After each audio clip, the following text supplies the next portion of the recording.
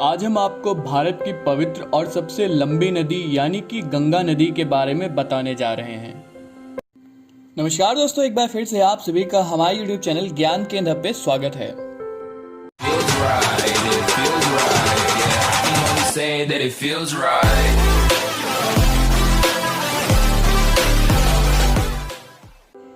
गंगा नदी भारत में सबसे महत्वपूर्ण नदी मानी जाती है। यह नदी भारत, नेपाल, बांग्लादेश में बहती है। इस नदी की लंबाई लगभग 2525 किलोमीटर है और गंगा नदी की 8 उपनदियां हैं जो कुछ इस तरह हैं: महाकाली, कर्नाली, कोसी, गंडक, घाघरा, यमुना, सोन, महानंदा आदि।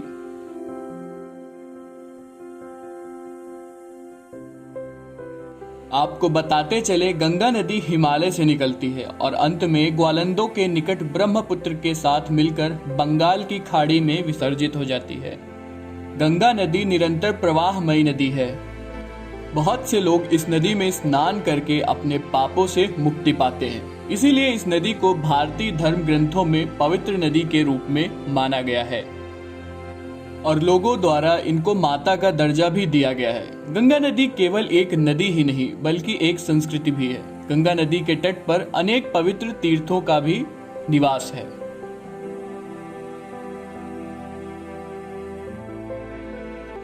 गंगा नदी की चौड़ाई काफी ज्यादा है और इस नदी में पानी की मात्रा काफी ज्यादा होने के साथ रफ्तार भी तेज होती है।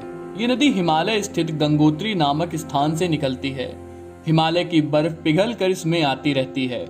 गंगा जल करोड़ों लोगों की प्यास बुझाती है। करोड़ों पशु पक्षी इस नदी के जल पर ही निर्भर रहते हैं।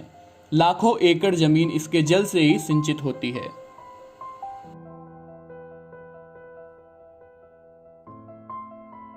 और आपको साथ में ये भी बताते हुए चलें कि गंगा का भागीरथी नाम राजा भागीरथ के नाम से पड़ा था।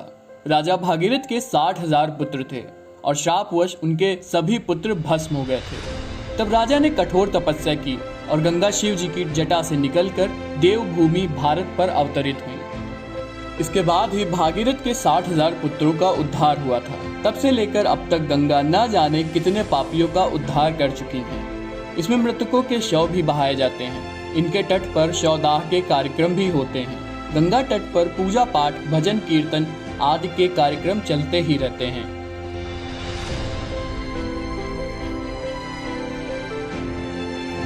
अब गंगा नदी के पानी में मात्र 25% ही ऑक्सीजन मौजूद है। पूरा पानी काफी दूषित हो चुका है। वह दुनिया की 5वीं सबसे दूषित नदी बन चुकी है। हिंदू मान्यताओं के अनुसार गंगा सबसे पवित्र नदी है। शास्त्रों में इसे पतित पावनी अर्थात लोगों के पाप को धोने वाली नदी कहकर इसकी प्रशंसा की गई है और इसका महत्व भी बताया गया है। वर्तमान में यह नदी काफी गंभीर प्रदूषण का शिकार रही है, लेकिन आज यह नदी चाहे जितनी भी प्रदूषित हो, लोगों की आस्था में कोई कमी नहीं आई। तो आइए जानते हैं इस नदी से जुड़ी कुछ मान्यताएं और रोचक धार्मिक तथ्य। भारत सरकार के द्वारा गंगा नदी को भारत की राष्ट्र नदी घोषित किया गया।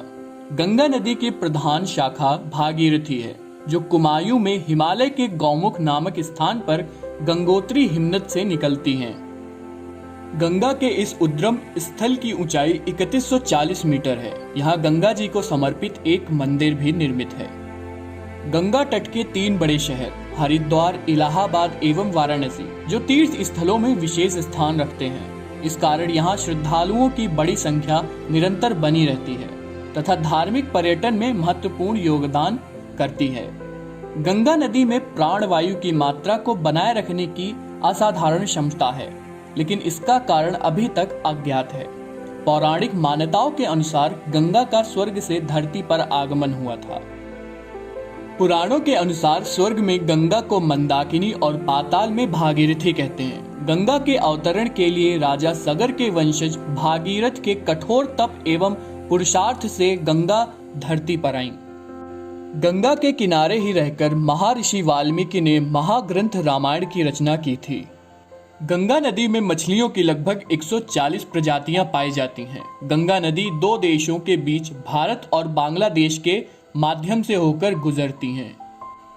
गंगा भारत की सबसे महत्वपूर्ण नदी है। यह भारत और बांग्लादेश में कुल मिलाकर 2525 किलोमीटर की दूरी तय करती हुई उत्तराखंड में हिमालय से लेकर बंगाल की खाड़ी के सुंदरवन तक विशाल भूभाग को सींचती है। देश की प्राकृतिक संपदा ही नहीं, जन जन की भावात्मक आस्था का आधार भी है।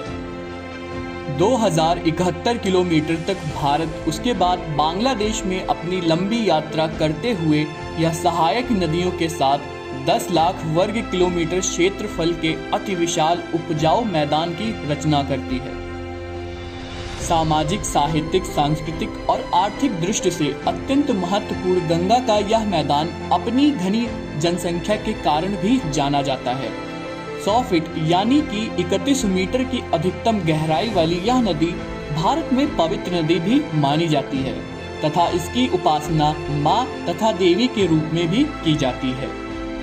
भारतीय पुराण और साहित्य में अपने सौंदर्य, अपने महत्व के कारण बार बार आदर के साथ वंदित गंगा नदी के प्रति विदेशी साहित्य में भी प्रशंसा और भावुकतापूर्ण वर्णन किए गए हैं। अगर आपको हमारा वीडियो पसंद आया हो तो हमारे वीडियो को लाइक करें, शेयर करें और हमारे यूट्यूब चैनल को सब्सक्राइब जरूर करें और साथ ही बेल आइकन को जरूर दबाएं ताकि आपको हमारे अपडेट सबसे पहले मिलते रहें। तो यार आज के लिए बस इतना ही, मिलते हैं अगली वीडियो में। तब तक के लिए जय हिंद, जय भारत।